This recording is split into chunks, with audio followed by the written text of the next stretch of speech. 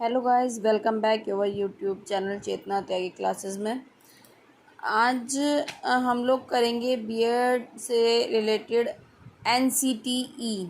NCTE एक बहुत ही important topic है बीएड का, यानी कि राष्ट्रीय शिक्षक शिक्षा परिषद, इंग्लिश में होगी national council for teacher education. आज की क्लास में हम इसी के बारे में करेंगे, क्या होता है, क्या इसके कार्य हैं, क्या इसमें कमियां हैं।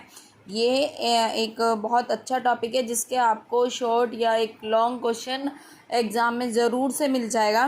तो आप बहुत ध्यान से ये क्वेश्चन कीजिएगा। अगर आपको वीडियो अच्छी लगे तो प्लीज़ लाइक, शेयर और कमेंट कर दीजिए, जिससे कि मैं आपके लिए और अच्छे नोट्स आपको अवेलेबल करा सकूं। तो चलिए, आज की क्लास में हम करेंगे एनसीटी यानी कि national council for teacher education के बारे में। ठीक है ना। इसकी सबसे पहले हम करेंगे कि ये जो है हमारा एनसीटी, इसकी स्थापना कब हुई। ठीक है, राष्ट्रीय शिक्षा परिषद, जिसे अंग्रेजी में national council for teacher education कहते हैं, या एनसीटी। कई बार सिर्फ वेरी शॉर्ट में पूछ लिया जाता है कि एनसीटी की फुल फॉर्म बताइए, तो क्या होती है? National council for teacher education. ठीक है ना। ये क्वेश्चन कई बार आपसे प्रैक्टिकल के टाइम पे भी पूछ लिया जाता है, जिसमें कि आपको सिर्फ फुल फॉर्म पूछी जाए कि एनसीटी क्या है। कई बार एनसीईआरटी क्या है, इस टाइप की बहुत सारी फुल फॉर्म्स पूछ ली जाती है।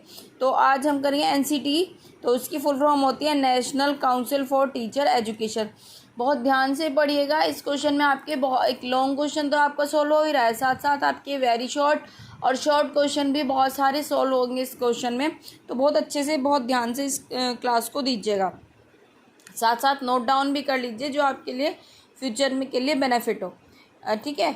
इस परिषद की स्थापना भारतीय सरकार द्वारा, अगर क्वेश्चन पूछा जाए कि एनसीटी की स्थापना किसके द्वारा हुई, तो ये हुई थी भारतीय सरकार के द्वारा। और कब हुई? 1973 में, 1973 में।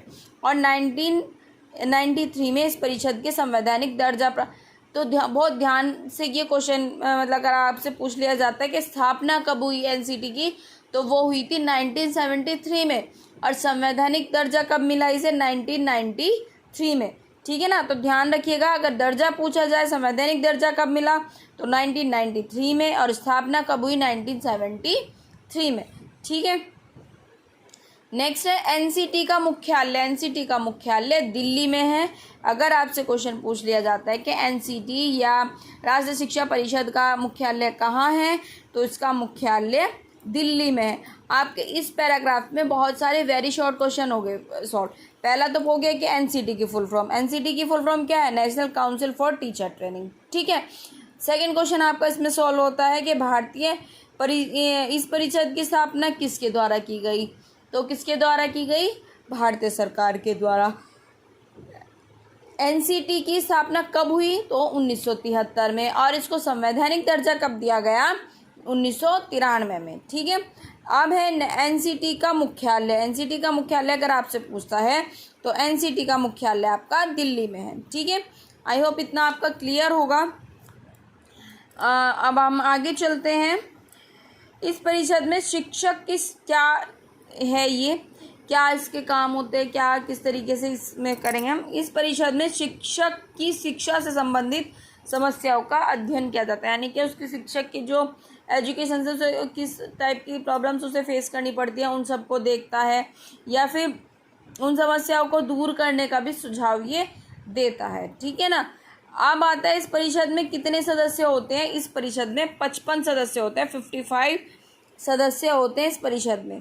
ठीक है। कौन कौन से होते हैं? जिनमें अध्यक्ष, उपाध्यक्ष और सचिव होते हैं। ठीक। मेन कौन से होते हैं? अध्यक्ष, उपाध्यक्ष और सचिव। और इनका कार्यालय कितना होता है? 4 वर्ष का। और जो जितने बाकी बच्चे अधिकारी, उनका होता है 2-2 वर्ष का। ठीक है। अगर क्वेश्चन में पूछ लिया जाए कि एनसीटी के कितने सदस्य होते हैं? 55। तो और इसके अध्यक्ष, उपाध्यक्ष और सचिव का कार्यकाल कितना होता है? 4 वर्ष। और अन्य अधिकारियों का 2-2 वर्ष। ठीक है। यह शिक्षक शिक्षा से संबंधित पाठ्यक्रम की संरचना का निर्माण करता है, यानी कि जो भी सिलेबस है, यानी कि बीएड का सिलेबस है आपका। बीएड का सिलेबस अगर आपसे पूछ लिया जाए कौन निर्धारित करता है, तो बीएड का सिलेबस एनसीटीई निर्धारित करती है। ठीक है ना। यह शिक्षक शिक्षा की व्यवस्थाओं को बारीकियों से अध्ययन करता है और उन पर कार्य भी करता है, यानी कि उन पर बहुत ज़्यादा ध्यान से ये काम करता है और उनको पर कार्य करने की कोशिश करता है।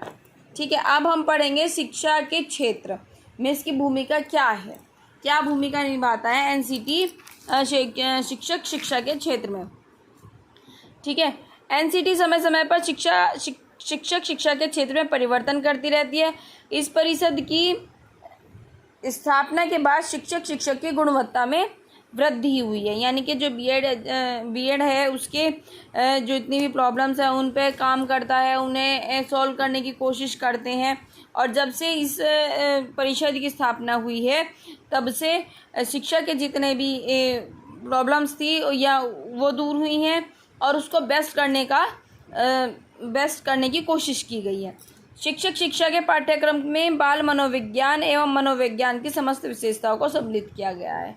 ठीक, एनसीटी की स्थापना के पश्चात शिक्षा शिक्षक से संबंधित पाठ्य पुस्तकों में गुणवत्ता में सुधार लाया गया है, जिससे छात्र वास्तविक में समस्याओं से अवगत होते हैं और परिषद में शिक्षा शिक्षक के बेहद योगदान है। यानी कि एनसीटी का बीएड के क्षेत्र में बहुत ज़्यादा योगदान है। उसे बेस्ट करने के लिए, उसकी गुणवत्ता को अच्छा करने के लिए इसने बहुत अच्छा कार्य किया है। अब आ जाइए इसमें कमियां क्या हैं। बहुत सारी इसकी, ये तो क्षेत्र में कम होगी थी, क्या कार्य करता है क्षेत्र में, किस कार्य में। अब है इसकी कमियां क्या हैं। इसकी कमियां बहुत हैं, ध्यान से पढ़िएगा। शिक्षक शिक्षा से संबंधित निजी व सरकारी विद्यालयों के बीच एक बहुत बड़ा अंतर है, यानी कि गवर्नमेंट कॉलेज और प्राइवेट कॉलेज के बीच में एक अंतर हो जाता है। देखो कई बार अगर हम निजी विद्यालयों में शिक्षक शिक्षा में प्रवेश लेने के विद्यार्थी हेतु प्रवेश हेतु कोई निश्चित व स्पष्ट योग्यता निर्धारित नहीं है। जैसे अगर गवर्नमेंट में आपको गवर्नमेंट कॉलेज में एडमिशन लेना है तो क्या होता है, एंट्रेंस देना होता है, उसमें फिर मेरिट लगेगी, उसमें हाईएस्ट मार्क्स लाने होते हैं, तब जाके कभी हमें गवर्नमेंट कॉलेज में एडमिशन मिलेगा। लेकिन अगर हम बीएड के प्राइवेट कॉलेज में एडमिशन लेते हैं तो भले ही हमने एंट्रेंस दिया है या नहीं दिया है, ऐसी कोई पर्टिकुलर कोई रेंज नहीं होती कि आप अगर एंट्रेंस देंगे तो ही एडमिशन होगा, है ना। तो ये थोड़ा सा इसने गलत किया हुआ है, इसको सुधार होना चाहिए कि एक एंट्रेंस कंपलसरी इसको करना चाहिए कि नहीं, एंट्रेंस अगर आप नहीं दोगे तो आपका एडमिशन नहीं होगा। ठीक है ना, तो ये इसकी एक कमी है। कई बार क्या होता है, कभी कभी परीक्षा कर्मियों में देरी से होने से या समय से पहले हो जाते हैं। जैसे कि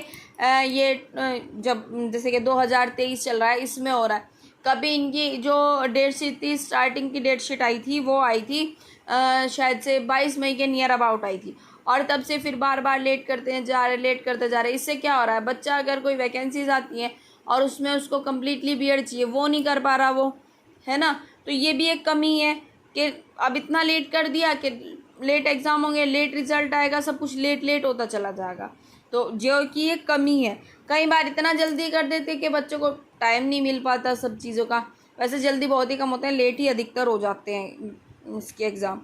तो ये होता है कि इसको ये ठीक तरीके से कभी भी ठीक टाइम पे बहुत कम कार्य करता है।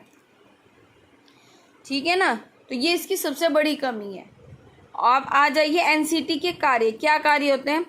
इस परिषद का मुख्य कार्य एवं आवश्यक कार्य शिक्षक शिक्षा के क्षेत्र में अध्ययन कर केंद्रीय सरकार, प्रांतीय सरकार तथा यूजीसी को सलाह प्रदान करना है। सबसे मेन काम क्या है, केंद्र सरकार है या प्रांतीय सरकार है या यूजीसी को अपनी सलाह देना है कि ये काम आप इस तरीके से करेंगे तो ज़्यादा बेस्ट रहेगा।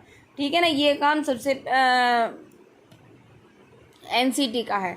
ठीक, और क्या कार्य हैं, यह शिक्षक शिक्षक से संबंधित नीति नियमों का निर्धारण करती है तथा उन्हें लागू करती है। नेक्स्ट है, समय समय पर सामाजिक गतिविधियों की आवश्यकताओं के अध्ययन के पाठ्यक्रम का नया रूप, यानी कि आपके जो सिलेबस है उसमें भी चेंजिंग ये टाइम के अकॉर्डिंग करते रहते हैं। ठीक है, नेक्स्ट है, शिक्षक शिक्षक के बढ़ावा देने एवं उसकी गुणवत्ता को निरंतर वृद्धि करने हेतु विभिन्न कार्यक्रमों का आयोजन करती है।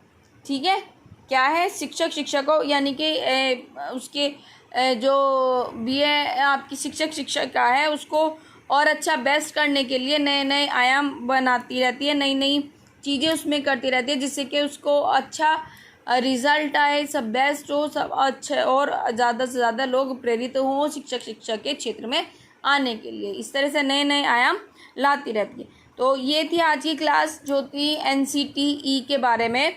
बहुत इम्पोर्टेंट टॉपिक है आपका। आपको इस टॉपिक से रिलेटेड आपके एग्ज़ाम में लॉन्ग क्वेश्चन भी मिल सकता है, वेरी शॉर्ट और शॉर्ट। तो कम मोस्ट मतलब 75% मान लीजिए आपको इस टॉपिक से एक कोई ना कोई शॉर्ट या लॉन्ग क्वेश्चन ज़रूर मिलेगा। आई होप आपको वीडियो अच्छी लगी हो। अगर यह टॉपिक आपको समझ आ गया तो प्लीज़ कमेंट करके ज़रूर बता दीजिए, जिससे कि मैं नेक्स्ट टॉपिक और अच्छा आपको समझाने की कोशिश करूं। आज की क्लास में इतना ही। Good bye and take care.